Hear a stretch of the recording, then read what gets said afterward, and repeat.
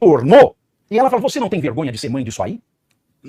Aí, ele mandou chamar o segurança dele que tava lá fora. Aí o marido dessa senhora levantou. Aí entra o negócio, só que aí você começa a briga de cachorro grande, porque o cara que tá comendo nesse restaurante, irmão, esse cara não é ficha pequena.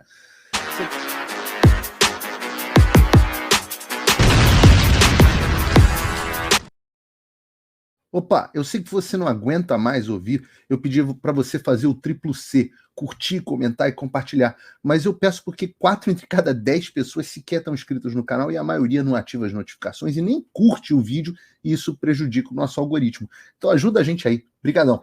Né? Porque a pergunta que eu fiz agora há pouco, que é uma pergunta legítima, a gente vai ter o Alexandre saindo da presidência do TSE, agora no dia 3, ou seja, o Alexandre tem aí menos de 2 semanas como presidente do TSE, e foi dentro do TSE que o Alexandre mais abusou dos poderes. Ele tinha um poder muito maior, né? Porque uma estrutura, inclusive, muito maior. O Alexandre tinha lá o escritório de combate à desinformação, que gerava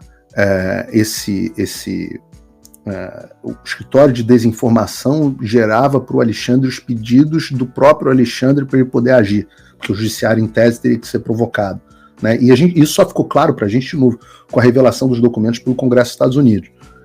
Então, o Alexandre perde esse instrumento, perde uma estrutura na qual ele era rei completo e continua muito poderoso lá no TSE como relator dos inquéritos ilegais e tudo mais, mas perde o braço do TSE. Muitas das ordens de censura, muitas das ferramentas de monitoramento vinham do TSE. E aí agora a gente vai ter lá a Carmen Lúcia, né, substituindo ele. E eu me pergunto, será que ela vai seguir o mesmo caminho dele? Essa é uma reflexão que a gente tem que fazer aqui. Barroso, a gente estava falando do Barroso, no seu apartamento, adora transitar internacionalmente. O Barroso quer ser conhecido como um ditador? Ou quer ser essa coisa de vamos salvar a democracia e tudo mais? O Barroso quer ser reconhecido como ditador? Porque vejam, eu pergunto se vale a pena, porque vejam essa notícia aqui. Deixa eu ver se eu abro aqui uma notícia para vocês, que eu achei interessante para a gente ter essa discussão aqui no ar. Né? Vocês devem ter visto esse troço. Moraes manda recado indireto ao Eduardo Bolsonaro. Tá preso o cabo, o soldado e o coronel. O ministro do Alexandre de Moraes, do STF, ironizou uma declaração antiga do deputado federal Eduardo Bolsonaro nessa quarta-feira. Eduardo havia afirmado que serão necessários um soldado e um cabo para fechar o TSE. No entanto, segundo Moraes, o cabo, o soldado e o coronel estão atualmente presos, enquanto o STF continua funcionando. O general você não teve coragem de botar em cana, né? Foi até coronel. Por que será, né, que os generais você não tem coragem de botar em cana? Essa declaração ocorreu durante um seminário do TSE, presidido por Moraes, até o dia 3, que abordava temas como inteligência artificial, democracia e eleições. Embora ele não tenha mencionado Eduardo diretamente, o ministro destacou que, abriu todos os da cara da fala gravada em 2018. Ele também fez referências aos atos ocorridos no 8 de janeiro e as investigações envolvendo militares. Todos se recordam que bastava um cabo e um soldado para fechar o STF. O cabo, o soldado e o coronel estão presos. E o STF segue aberto e funcionando. Mas se diz que bastaria um cabo e um soldado. E aí o Eduardo Bolsonaro respondeu de forma, na minha opinião, de forma muito inteligente ao Alexandre de Moraes, dizendo o seguinte: Moraes, você também está preso. Alexandre, você também está preso. Eu digo em seguida, e é o que eu estou dizendo. É claro que esse seu ataque a mim, ao Constantino, a Ludmilla, a outros jornalistas, ao Alan, é claro que isso foi muito custoso para a gente, né? Eu falo publicamente, a quantidade de dinheiro que eu sangrei no ano passado para continuar exercendo a minha atividade jornalística é gigantesca. Quando entra um apoiador e um patrono, não cobre ainda os meus custos de vida e meus custos empresariais. Cobre um pedaço, me faz sangrar mais devagar. Eu espero que uma hora seja rentável. Mas os meus bens continuam bloqueados no Brasil, eu não posso visitar minha pátria, né? Se acontece alguma coisa com meu pai que está velhinho, eu não posso ir lá. acudi-lo. É uma tristeza. Eu tinha muita vontade de poder voltar ao Brasil. Quando me mudei para cá, inclusive, meu plano era voltar para o Brasil com frequência. E durante muito tempo eu fiz isso. Enquanto foi seguro para mim, eu fiz isso. E ao Brasil passava 3 meses, 4 meses por ano no Brasil. Agora eu não consigo ir. Mas, por outro lado, o meu lado, né, meus bens bloqueados, claro, tipo, uma tristeza. Eu tenho muito ativo ainda no Brasil, empresário, e graças a Deus tive uma carreira bem sucedida no Brasil. Mas eu vivo com pouco, eu sou razoavelmente modesto. Eu gosto de comer carne boa, mas ainda ganho um desconto lá do pessoal da Easy Meats, ainda como carne boa barata. Então, estou disposto a segurar o rojão. A pergunta é se esses caras estão dispostos. O Alexandre está preso, né? Ele não consegue ir a Roma, cancela a viagem para os Estados Unidos. Não sei se vocês lembram do fiasco da última vinda desses caras a Nova York. Foi quando o Barroso soltou o Perdeu o Mané, porque tinha uma multidão de pessoas na porta de todos os lugares que eles iam em Nova York. Olha, foi o que o Alexandre chamou o cara meio que pra porrada, ficou rindo dos outros, ironizando. Fiasco. É por isso que não veio de novo. O nome dele é associado à ditadura no mundo inteiro, o deputado americano levantando a foto dele. Agora ele vai ficar sem risco. Agora ele corre o risco real de ficar sem visto para os Estados Unidos, cara. E se ele não acabar num tribunal penal internacional, tem ações na Europa acontecendo. Todo mundo ganha lá o prêmio de homem do ano, puxa saco, o petista bate palma pra ele, mas o cara não consegue sair pra jantar. Literalmente não consegue sair pra jantar. Vejam esse caso aqui, que eu quero botar pra vocês, no programa do meu querido Thiago Pavinato, que ele relatou. Vou botar o vídeo aqui, que eu achei isso muito interessante. Daqueles que sentarão na sua mesa, valeu a pena? Bolsonaro, tá ali? Eu vou contar mais aqui, vou contar fofoca. Valeu. Vai no país. Pitoli acabou de falar. Aliás, um abraço aí pro meu querido Pitoli da Rádio Auriverde. Campeões de audiência, espero voltar lá em breve. Mas olha o que diz Esse é o gato derrubando o porta-retrato. Olha o que diz aqui o Pavi. Vamos lá. Que ele leva a família inteira. Lembra aquele restaurante que eu falei que é caro, pra chuchu? Sim. Outro dia, essa é boa. Outro dia, uma senhora... Então o cara fica comendo em restaurantes muito caros e tal, justamente para ficar o mais longe possível do povo. E não deixa de ser... Eu às vezes como em restaurante caro também, não tem... mas não deixa de ser um contraste grande com o Bolsonaro, que o Bolsonaro é visto comendo caldo de cana e pastel na feira, né? Eu morava num condomínio lá no Rio de Janeiro, no Brasil, morei muitos anos num condomínio que chama Barra Mares, na praia da Barra da Tijuca.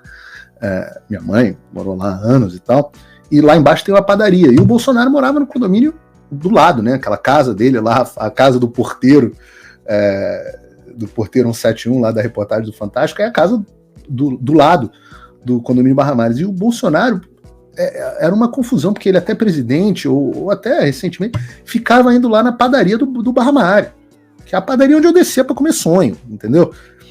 Então, um contraste grande entre, sei lá, o nome do restaurante aqui, não quero esculhambar o restaurante, que de repente o restaurante é bom, parece que come gente boa lá no restaurante, mas é um contraste entre o mundo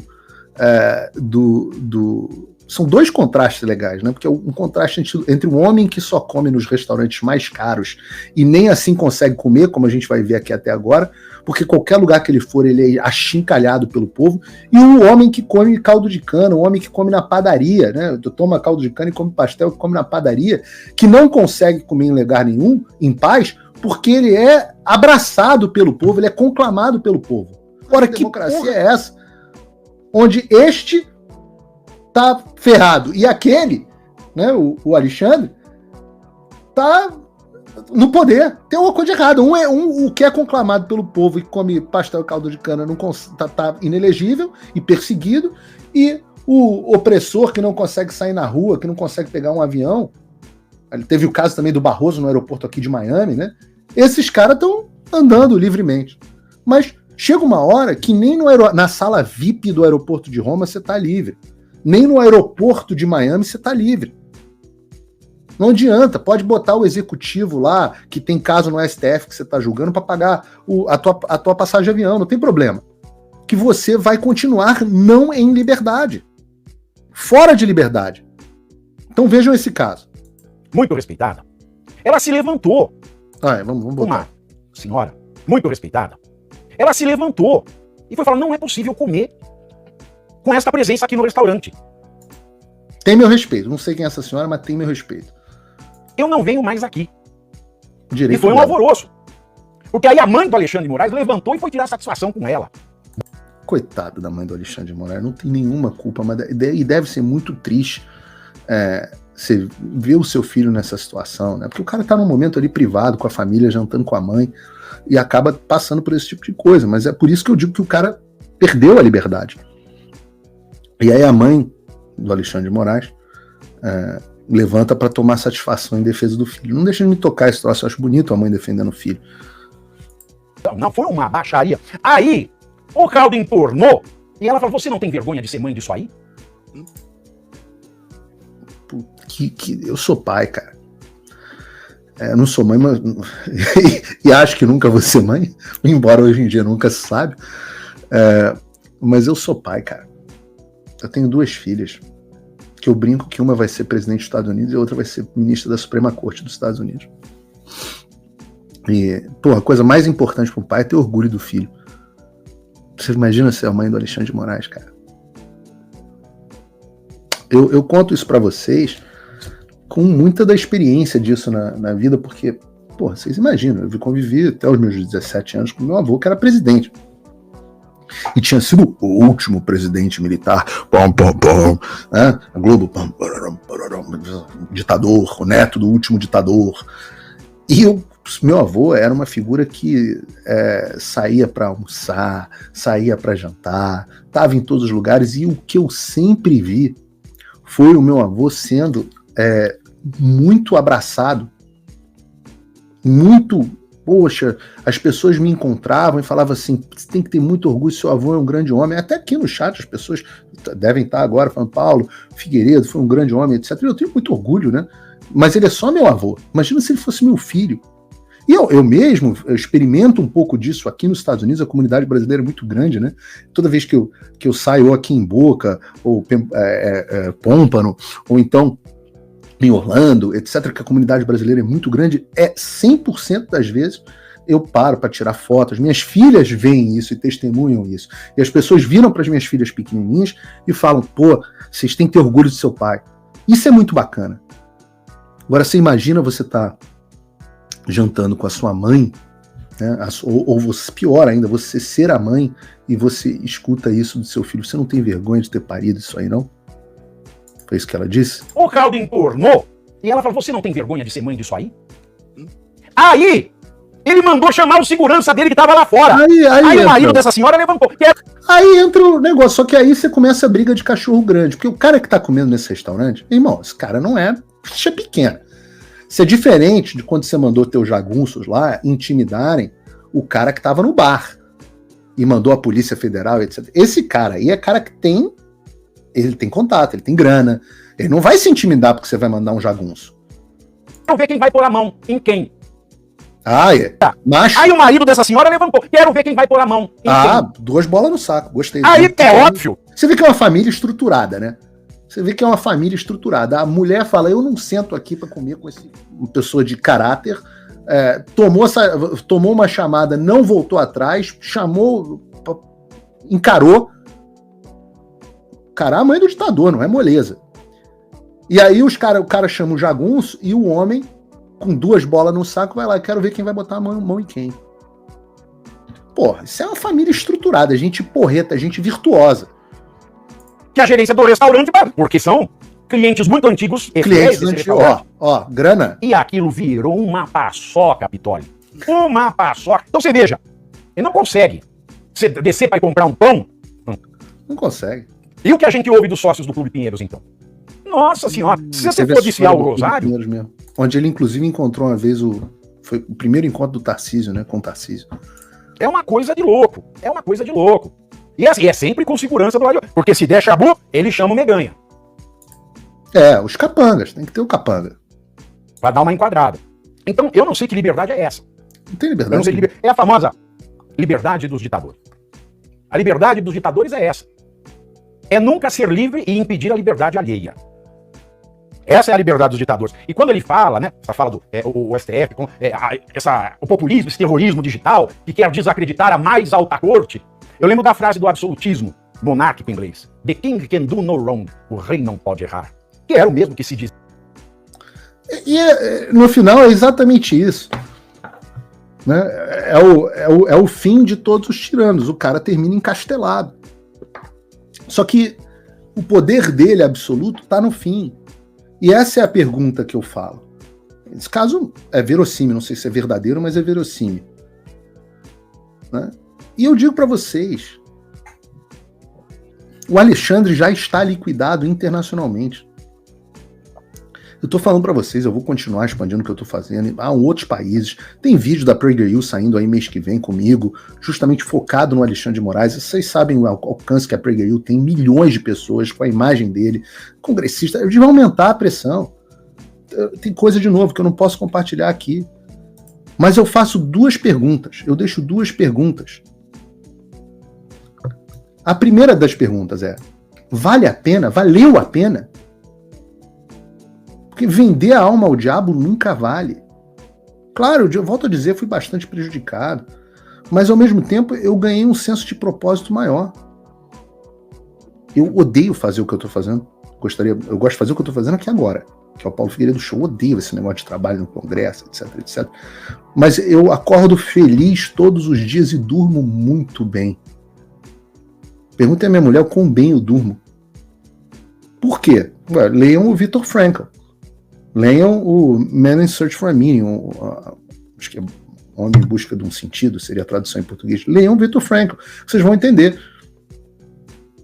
Ele conta, né, como até as pessoas que viviam num centro de concentração, quando você tem um propósito, quando você tem sentido na sua vida, essa é a maior cura da depressão que existe, é o senso de propósito. Eu estava falando com um amigo meu, que é uma pessoa que luta pelo Brasil, inclusive, uma pessoa conhecida, e ele está deprimido. E por que ele está deprimido? Porque ele está sendo impedido de seguir com a luta dele. Ele perdeu o sentido. Né? Então, o problema de vender a alma ao diabo, como a gente aprende lá com Mefistófeles, é que... Não falei Dias Toffoli, Mefistófeles. É que sempre que você vende a alma ao diabo, o problema é que o diabo sempre vem buscar. O que me leva à segunda pergunta. Quem mais vai vender a alma? Quem mais vai viver essa vida?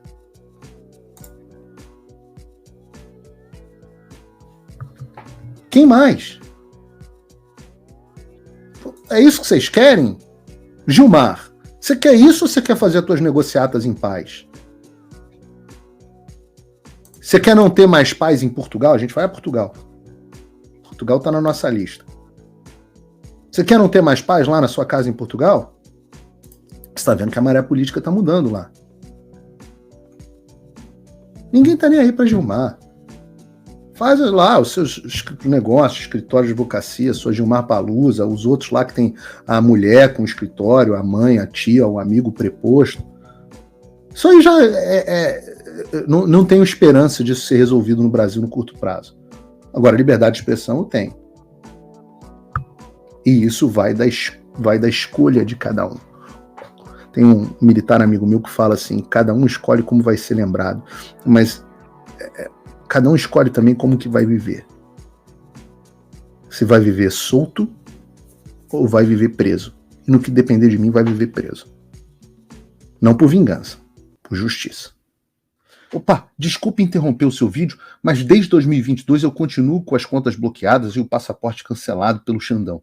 Se você aprecia o meu trabalho e tudo que eu faço pela liberdade de expressão, tem um lugar onde você pode se tornar meu apoiador com uma pequena quantia por mês. Acesse www.paulofigueiredoshow.com e torne-se meu apoiador, e aí você vai receber conteúdos exclusivos e desconto nos meus cursos. Ou então você pode se tornar meu patrono Gold e passar a me pautar, tem reuniões comigo, você entra para o meu grupo de WhatsApp, que eu uso sempre, O link para tudo isso está aí na descrição. Eu sei que você não aguenta mais ouvir, eu pedi para você fazer o triplo C, curtir, comentar e compartilhar. Mas eu peço porque 4 entre cada 10 pessoas sequer estão inscritas no canal e a maioria não ativa as notificações e nem curte o vídeo, e isso prejudica o nosso algoritmo. Então ajuda a gente aí. Obrigadão.